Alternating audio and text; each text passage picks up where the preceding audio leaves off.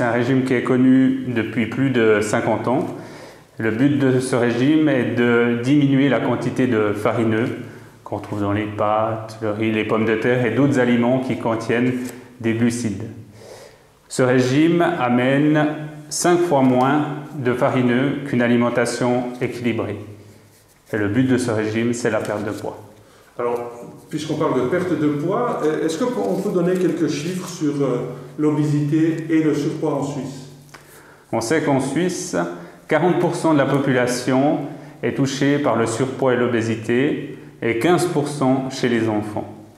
Durant ces dernières 25 années, la proportion de personnes qui souffrent d'obésité a doublé. Quels sont les bénéfices de supprimer ou de diminuer les farineux?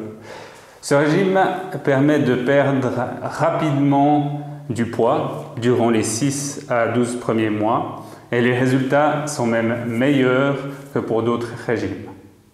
Dans un premier temps, on perd de la masse musculaire, puis ce sont nos réserves de graisse.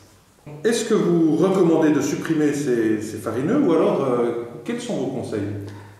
Avec une alimentation équilibrée, on arrive au même résultat moins rapidement. Mais par contre, sur le long terme, on arrive avec de meilleurs résultats en évitant l'effet yo-yo.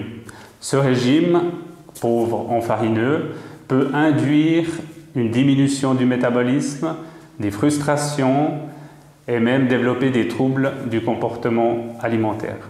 Je le conseille que dans de rares cas, lorsqu'on a tout essayé, et uniquement sur le court terme et avec un suivi diététique. Quel est le mot de la fin?